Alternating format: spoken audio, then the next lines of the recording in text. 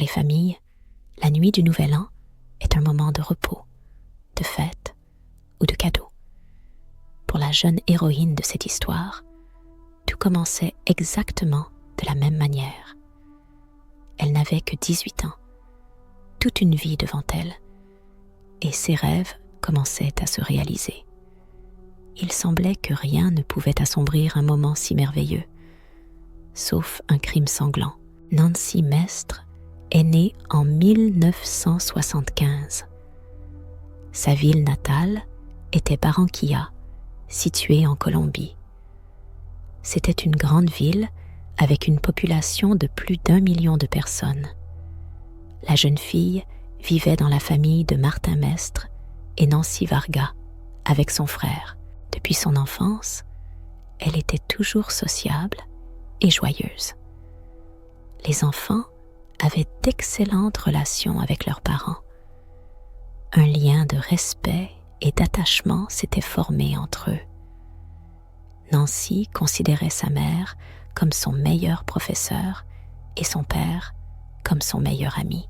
La famille avait une situation financière stable. Leur niveau de vie permettait à Nancy de recevoir une éducation de qualité. Elle étudiait dans l'un des meilleurs collèges du pays, Marymount. Avant même de maîtriser parfaitement l'anglais, elle rêvait déjà d'étudier aux États-Unis. Tout ce qui concernait ce pays l'intéressait et elle rêvait d'y vivre. La veille du Nouvel An 1993, toute la famille s'était réunie pour une soirée festive. Initialement, ils devaient célébrer ailleurs, mais des circonstances imprévues les ont obligés à changer leur plan. Le frère de Nancy avait récemment subi une grave blessure lors d'un match de football. Cela l'empêchait de continuer à s'entraîner pendant un certain temps, et il était pratiquement alité. Alors, ils avaient décidé de célébrer à la maison. Il y avait une autre raison de célébrer. Nancy avait été admise dans une université aux États-Unis et ils fêtaient cet événement. Elle devait bientôt partir pour les États-Unis. Son rêve semblait sur le point de se réaliser. Mais, malheureusement, leur joie fut de courte durée. Vers 1h44 du matin, un homme d'affaires nommé Jaime Enrique Sanad Carmani est arrivé chez eux. Il était de 10 ans plus âgé que Nancy, mais cela ne l'a pas empêché de demander à ses parents la permission de sortir avec elle la nuit du Nouvel An. Avant cela, ils avaient passé quelque temps à communiquer et à se fréquenter. Le jeune homme venait d'une famille respectable et décente, ce qui avait amené les parents à bien l'accueillir. Les proches de Nancy n'avaient pas refusé sa demande. Nancy souhaitait également célébrer le Nouvel An avec sa famille, mais ses parents avaient fixé des conditions importantes. Elle devait rentrer à la maison au plus tard à 3 heures du matin, et le jeune homme devait veiller sur elle. Ce dernier avait accepté ces conditions, et ils étaient partis s'amuser. À l'heure convenue, les jeunes gens ne s'étaient pas présentés à la maison, mais cela n'avait pas inquiété les parents au départ. Ils avaient pensé que les amoureux avaient simplement perdu la notion du temps. Les proches avaient décidé de ne pas gâcher la nuit de Nouvel An de leur fille avec des interdictions et des disputes. Ils avaient simplement laissé une lumière allumée dans l'escalier pour elle et étaient allés se coucher. Quelques heures plus tard, le chef de famille s'était réveillé et avait vérifié le couloir. Nancy n'était toujours pas rentrée. Elle n'était pas à la maison. Sa chambre était vide, ce qui avait inquiété son père. Tout d'abord, il était parti à la recherche de sa fille dans tous les clubs populaires où elle aurait pu se trouver cette nuit-là. Le téléphone portable de Nancy ne répondait pas, mais il n'y avait pas encore de raison d'alerter la police. Le père avait essayé de contacter les amis de sa fille, mais elle ne savait pas non plus où elle se trouvait. Lorsqu'il n'avait pas réussi à la trouver dans aucun des clubs, l'homme s'était dirigé vers la maison de Jaime, celui qui avait emmené sa fille et était censé la ramener. Il supposait qu'elle pourrait s'y trouver. Sur place, il avait trouvé la mère de Jaime en train de nettoyer le sol taché de sang. Cela semblait assez alarmant. Aux questions du père, elle avait répondu que son fils et Nancy étaient partis à l'hôpital et que le sang sur le sol appartenait à sa fille. Elle n'avait pas pu répondre à d'autres questions. Elle ne savait même pas ce qui était arrivé exactement à Nancy, ni dans quel état elle se trouvait. Inquiet, le père de Nancy avait sauté dans sa voiture et s'était précipité vers l'établissement médical. Tout cela se passait aux environs de 6 heures du matin. En entrant dans l'hôpital, il avait rencontré le père du petit ami de Nancy, qui lui avait raconté une histoire incroyable. Selon lui, Nancy, cette nuit-là, alors qu'elle se trouvait chez eux, avait tenté de se suicider en se tirant une balle dans la tête avec un pistolet. Le père de Nancy n'avait pas cru à cette version des faits. Pour les parents, cela n'avait aucun sens. Elle n'avait jamais donné de raison de douter de sa santé mentale. La jeune étudiante était joyeuse, heureuse et, qui plus est, pleine de vie. Elle venait de réaliser son rêve d'être admise dans une université aux États-Unis. Elle attendait ce voyage avec impatience et tout se passait parfaitement bien dans sa vie. Elle n'avait aucune raison d'être déprimée, encore moins de mettre fin à ses jours.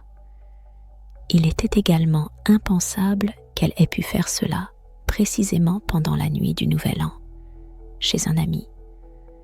Cela dépassait l'entendement de son père. L'homme a discuté avec les infirmières qui avaient accueilli sa fille à l'hôpital et elles lui ont fourni des informations inquiétantes.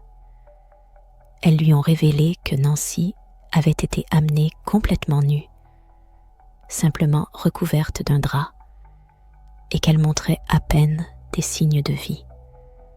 Son corps et ses cheveux portaient des traces de sable, de terre et de plantes, comme si elle avait été traînée dans une forêt. Tout cela ne correspondait pas à l'histoire que le père de Jaime venait de lui raconter. Sa fille était censée passer la soirée chez eux et dîner en famille. Pourquoi avait-elle été retrouvée nue, couverte de terre, avec des plantes dans les cheveux? Il était clair que quelque chose n'allait pas. La situation était déchirante et Martin était accablé de douleur en sachant que la vie de sa fille ne tenait qu'à un fil. L'homme a appelé chez lui pour informer sa femme de ce qui s'était passé. Dès qu'ils ont appris la nouvelle, tous les membres de la famille de Nancy se sont précipités à l'hôpital. Cependant, les prévisions des médecins étaient pessimistes. Ils avaient détecté des blessures trop graves chez Nancy, entraînant des complications. La jeune fille s'est battue pour sa vie pendant 8 jours, au cours desquels elle a subi de nombreuses opérations, tout en restant dans le coma. Les médecins ont fait tout leur possible pour la sauver, mais en vain. Lorsque les médecins ont annoncé à la famille qu'il n'y avait plus aucun espoir de la ramener à la vie, ils ont demandé l'autorisation de la débrancher des appareils de maintien en vie. Les proches ont pris la difficile décision de donner leur accord pour l'arrêt des machines le 9 janvier 1994. Ils sont entrés dans sa chambre et ont commencé à chanter une berceuse pour lui dire adieu.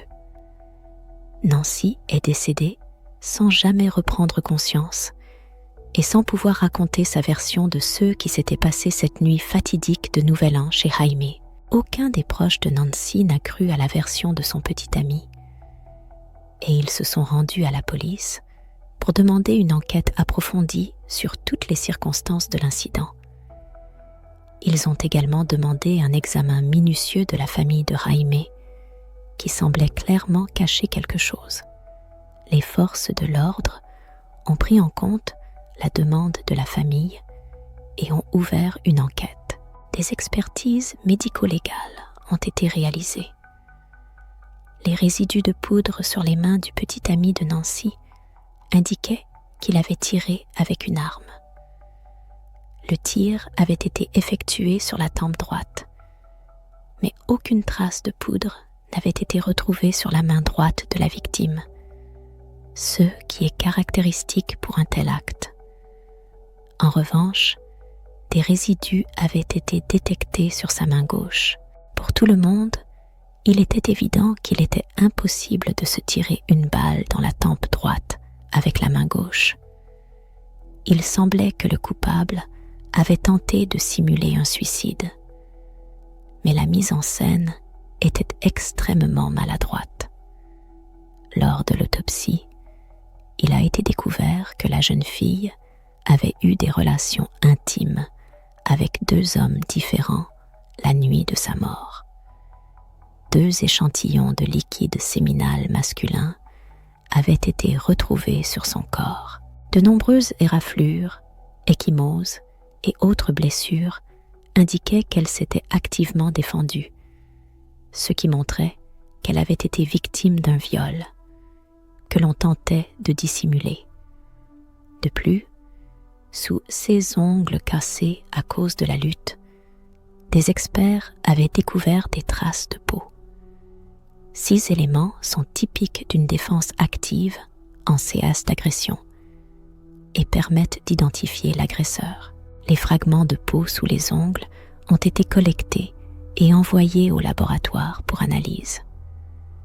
L'arme de Jaime avait été retrouvée chez lui, enveloppée dans un short ensanglanté et dissimulée sous le lit du suspect. Une expertise balistique a confirmé qu'il s'agissait de l'arme du crime. À ce stade, il ne faisait plus aucun doute qu'il s'agissait d'un meurtre, et l'affaire a été requalifiée en enquête pour homicide. Jaime et sa famille sont devenus les principaux suspects dans cette affaire, car tout s'était déroulé dans leur maison et des résidus de poudre avaient été retrouvés sur la main de Jaime. Tout portait à croire que Jaime avait violé et tué la jeune fille et que ses proches l'avaient aidé à cacher les preuves. Cela signifiait qu'il devait également être inculpé et que d'autres complices devaient être identifiés parmi ceux présents cette nuit-là. Les enquêteurs attendaient les résultats des analyses et poursuivaient la collecte de preuves en vue de porter des accusations contre eux. L'incident s'est rapidement répandu à travers toute la Colombie. L'opinion publique était en émoi. Plusieurs manifestations ont été organisées en soutien à la famille de la victime. Les gens exigeaient que les coupables du viol et du meurtre de cette jeune fille, dont la vie avait été brutalement écourtée, soient retrouvés et punis. Alors que l'enquête se poursuivait, quelques jours après ces événements, Martin, le père de Nancy, a reçu une lettre anonyme décrivant la possible raison du meurtre de sa fille. L'auteur anonyme affirmait que Nancy avait surpris son petit ami dans des relations sexuelles déviantes. Effrayés par l'idée d'être exposés, les coupables l'auraient attrapé, violé, puis tué par balle. Après cela, ils l'auraient emmené à l'hôpital, mais pas immédiatement, car les médecins avaient trouvé sur son corps des traces de terre et de plantes. Cela indiquait qu'ils avaient d'abord envisagé de l'abandonner dans la forêt, mais constatant qu'elle montrait encore des signes de vie, ils avaient décidé de la conduire à l'hôpital. L'identité de l'auteur de cette lettre n'a jamais pu être établie. Au cours de l'enquête, Jaime a disparu. il semblait évident qu'il avait anticipé son arrestation et l'inculpation qui s'ensuivrait, choisissant ainsi de fuir pour échapper à ses responsabilités. Les détectives ont tenté de le localiser, ou au moins de le contacter, mais sans succès. Sa famille prétendait ignorer où il se trouvait et ne pas pouvoir entrer en contact avec lui, ce qui paraissait peu crédible. Il était évident que Jaime était coupable et se cachait pour cette raison, mais les enquêteurs n'ont pas réussi à le retrouver. Un mandat d'arrêt a été émis contre lui et il a été inculpé par contumace pour viol et meurtre avec préméditation. N'ayant pas pu le localiser, le procès s'est déroulé en son absence. Toutes les preuves contre Jaime ont été présentées. Les résidus de poudre sur ses mains, son ADN sur le corps de la victime après le viol, ainsi que les traces sous les ongles de Nancy, constituaient des preuves irréfutables de sa culpabilité, qu'il ne pouvait contester en raison de son absence au tribunal. Au début, un témoin clé de l'accusation était une voisine de la famille de Jaime. Elle avait déclaré avoir été témoin d'une scène horrible cette nuit-là, dans l'appartement de la famille accusée. Elle avait entendu plusieurs hommes crier et une jeune fille implorer de l'aide, demandant qu'on appelle son père avant qu'un coup de feu ne retentisse. Cependant, lorsque son tour est venu de témoigner au tribunal, cette femme âgée a affirmé n'avoir rien entendu cette nuit-là. Il était évident qu'elle avait été intimidée et qu'elle avait renoncé à ses déclarations. Malgré cela, le tribunal colombien a reconnu Jaime coupable de tous les chefs d'accusation. Le fugitif a été condamné à 27 ans de prison pour viol et meurtre prémédité de Nancy, âgé de 18 ans. Cela s'est produit le 5 juillet 1996. L'accusation supposait que le criminel avait fui aux États-Unis et s'y cachait. En avril 1998, le coupable de la mort de la jeune fille a été inscrit dans une base de données à la demande de la police colombienne.